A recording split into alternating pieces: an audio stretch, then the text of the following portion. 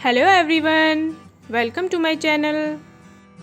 Today we'll start the chapter The 100 Dresses Part 1 by Eleanor Estes of class 10th. Now comes to the background of the story. The 100 Dresses is a story based on the real experiences of the writer. It is about a girl who is teased by her classmates. Basically story उस time की है जब America में Polish emigration हुई थी, यानी कि people who belongs to Poland, उसको बोलते हैं पोलिश। तो यानी कि जब पोलिश पीपल मूव हुए टुवर्ड्स अमेरिका तो उनका कल्चर एंड लैंग्वेज डिफरेंट थी। सो अमेरिकन्स ने उन्हें इतना ज़्यादा एक्सेप्ट नहीं किया और उनके साथ भेदभाव किया, जिसके बारे में ये स्टोरी है। अब आते हैं थीम पर। थीम की बात करें तो बुलिंग, इनइक्वालिटी। बुलिंग होता है वो बच्चे जो दूसरे बच्चों को तंग करते हैं, उसको बोलते हैं बुली करना।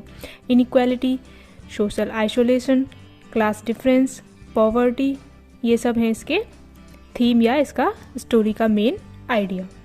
सो this chapter is related to racial discrimination.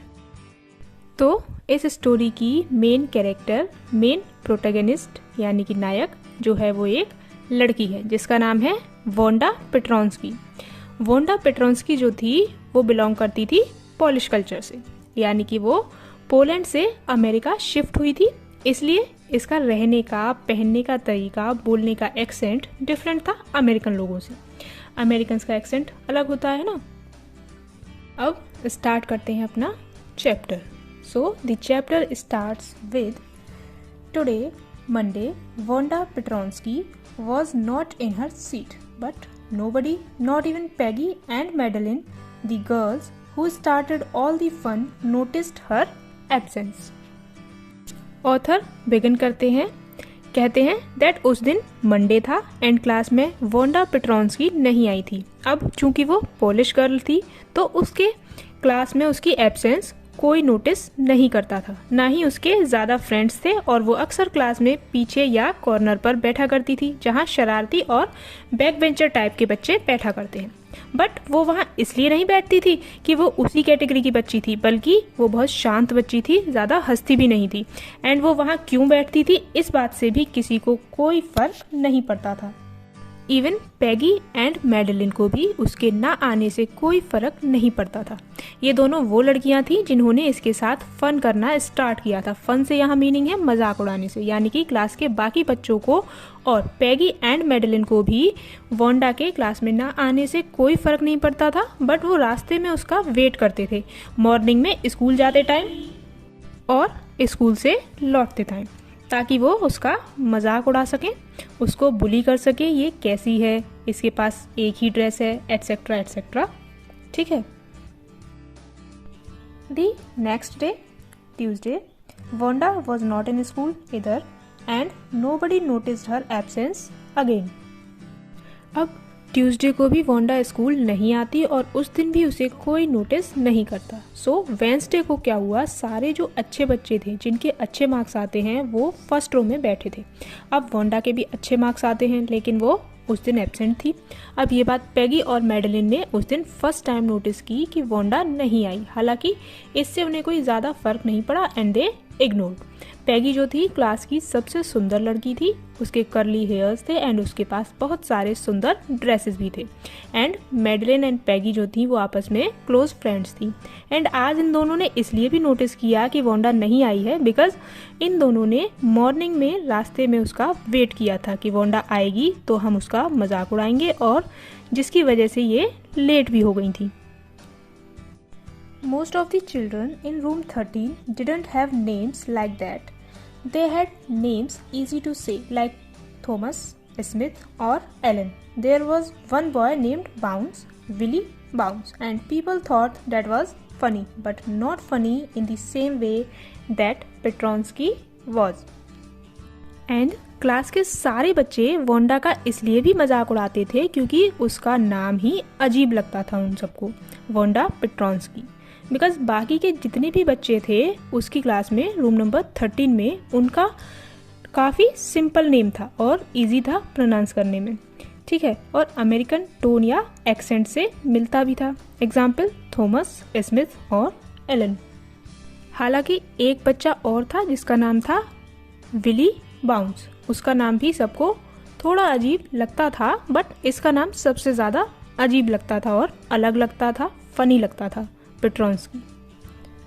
अब यूजुअली वोंडा के कोई फ्रेंड्स तो थे नहीं, वो अकेले ही स्कूल आती जाती थी एंड उसके पास एक फेडेड सा ब्लू कलर का ड्रेस था। उसी को वो डेली वियर करके आती थी। ऑल्दो वो क्लीन तो होती थी, बट ऐसा लगता था जैसे उसको अच्छे से आयरन नहीं किया गया हो। तो उसके पास केवल एक ही ड्रेस थी। तो पैगी अक्सर वोंडा के साथ एक गेम खेला करती थी, जिसमें वो उससे पूछा करती थी that how many dresses did you say you had hanging up in your closet. तुम्हारे पास कितनी ड्रेसेस हैं जिससे कि तुम कह सकती हो कि जो तुम्हारे क्लोजेट में टंगी हुई हैं। रिप्लाई में वोंडा कहती थी 100, कि मेरे पास 100 ड्रेसेस हैं। इस बात पर सारे बच्चे हंसते थे, उसका मजाक उड़ाते थे। मीन्स उनको बिलीव नहीं होता था कि वोंडा की इस बात पे कि इसके पास इतने ड्रेसेस हैं, यानी कि इसके पास 100 ड्रेसेस हैं। सो देन मजाक को आगे बढ़ाते हुए पैगी वोंडा से पूछती है कि अच्छा, और वो शायद सारी सिल्क की होंगी, राइट? तो वोंडा कहती है कि यस, सारी सिल्क की हैं, डिफरेंट कलर्स की हैं और कुछ वेलवेट की भी हैं, और थोड़ा आगे बढ़ जाती है। और इस बात पर सारे बच्चे हंसने लगते हैं, क्योंकि सबको यही लगता था कि इसके पास एक ही ड्रेस है और ये कितना झूठ बोल रही है। फिर पैगी पूछती है अच्छा, तो ये बताओ कि तुम्हारे पास शूज़ कितने हैं? तो वोंडा कहती है 60 पेयर्स। तो पैगी मुस्कुराते हुए मजाकिया लहजे में बोलती है कि हाँ, सब एक जैसे होंगे। तो वोंडा कहती है नहीं, सारे एक जैसे नहीं हैं, डिफरेंट हैं। Peggy was not really cruel, she protected small children from bullies. हालांकि पैगी जो है वो इतनी भी बुरी लड़की नहीं है जितना कि तुम सोच रहे हो। वो छोटे बच्चों को बुली होने से बचाती थी, और किसी एनिमल के बारे में अगर कोई गलत बोलता था तो उस पर भी चिल्लाती थी कि ऐसे कैसे बोल रहे हो, एनिमल तो इतने अच्छे होते हैं, वगैरह वगैरह। सो वो इतनी क्रूअल नहीं थी, बट स्टिल वो वोंडा के साथ अक्सर ये गेम खेला करती थी। मे बी उसको नहीं पता था कि वो वोंडा को हर्ट कर रही है। मीन्स अगर कोई उसको बता देता कि ये जो तुम वोंडा से उसके ड्रेसेस और शूज़ के बारे में पूछती हो, जिसे तुम गेम समझ रही हो, इससे वोंडा को हर्ट होता है, तो शायद वो ऐसा नहीं भी करती। Maddie was poor herself, she usually wore somebody's hand-me-down clothes.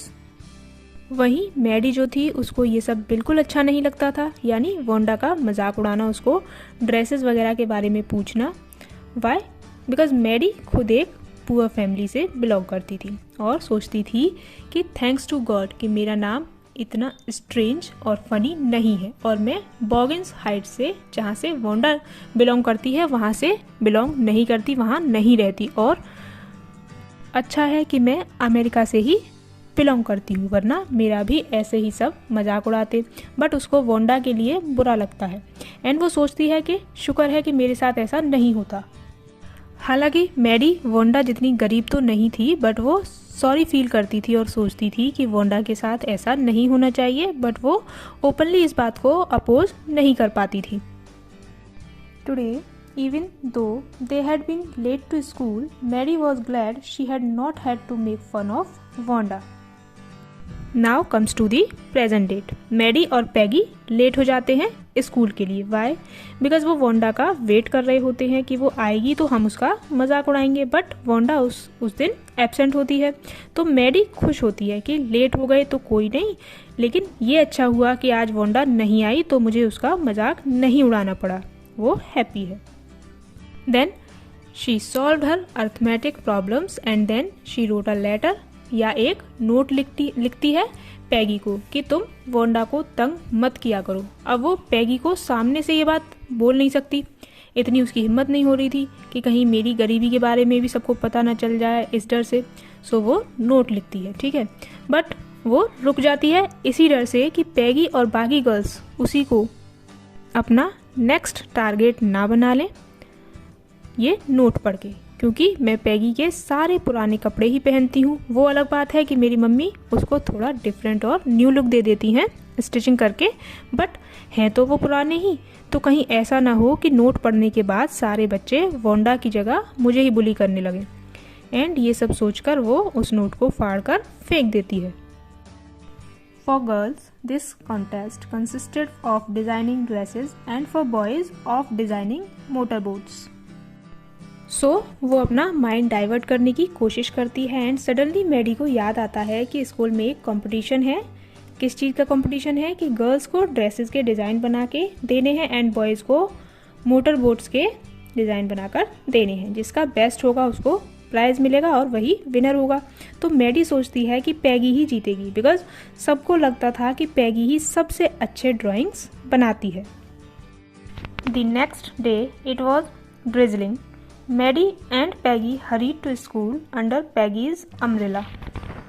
Next morning हल्की हल्की बारिश हो रही होती है एंड मैडी एंड पैगी एक ही अम्ब्रेला में स्कूल जा रहे हैं एंड वो आज वोंडा का वेट नहीं करते बिकॉज वो लेट नहीं होना चाहते क्योंकि आज कंपटीशन का रिजल्ट आना है। ओके जैसे ही वो क्लास में रूम नंबर 13 में एंटर करते हैं वो हैरान रह जाते हैं। वो क्या देखते हैं कि क्लास में हर जगह बहुत ही ब्यूटीफुल ड्रेसेस के डिज़ाइंस हैंग हो रखे हैं। सिर्फ वही नहीं बाकी सारे बच्चे भी उन डिज़ाइंस को देखकर हैरान हो जाते हैं एंड उनको एडमायर करते हैं, उनकी तारीफ़ करते हैं। And then Miss Mason class में एंटर करती हैं एंड विनर अनाउंस करती हैं। शी सेड कि बॉयज़ में जैक बेगल्स ने ये कंपटीशन जीत लिया है। जैक बेगल्स विनर है और उनका जो डिज़ाइन है मोटर का वो रूम नंबर 12 में लगा हुआ है, वहाँ जाकर आप सब देख सकते हैं। और अब बारी है गर्ल्स में कौन विनर है। तो वो कहती हैं कि मोस्टली गर्ल्स ने 1 से 2 डिज़ाइन ही सबमिट किए हैं बट रूम नंबर 13 में एक लड़की ऐसी है जिसने ऑलमोस्ट 100 डिज़ाइंस सबमिट किए हैं। सो जजेस सेलेक्ट ही नहीं कर पा रहे थे बिकॉज सभी डिज़ाइंस इतने ब्यूटीफुल हैं उसके, इसलिए ये लड़की है, she is the winner and her name is Wanda Petronski. ये सुनते ही सारे बच्चे शॉक्ड एंड सरप्राइज्ड हो जाते हैं क्योंकि उन्हें नहीं पता था कि वोंडा इतनी अच्छी ड्राइंग कर सकती है। एंड नाउ मैडी और पैगी को भी इस बात को रियलाइज़ करते हैं कि भले ही वोंडा के पास रियल में 100 ड्रेसेस नहीं थी बट उसकी इमेजिनेशन में, माइंड में और उसके स्केचेस में थी। और कहीं ना कहीं पैगी को मन में बुरा भी लगता है कि वो नहीं जीती क्योंकि उसको लगता था कि बस मैं ही सबसे अच्छी ड्राइंग बना सकती हूँ बट आज सबको पता चल गया था कि वोंडा कितनी टैलेंटेड है। Unfortunately, Wanda has been absent from school for some days and is not here to receive the applause that is due to her. But unfortunately क्या होता है, वोंडा उस दिन भी स्कूल नहीं आई थी सो वो अपना मेडल कलेक्ट नहीं कर पाती। तो मैम कहती हैं कि होप कल वोंडा स्कूल आएगी और अपना मेडल ले जाएगी और टीचर क्लास से चली जाती हैं। और यही चैप्टर का फर्स्ट पार्ट फिनिश होता है। With this, our video comes to an end. Kindly share your views about the chapter in the comment section and please like and share this video and subscribe to the channel.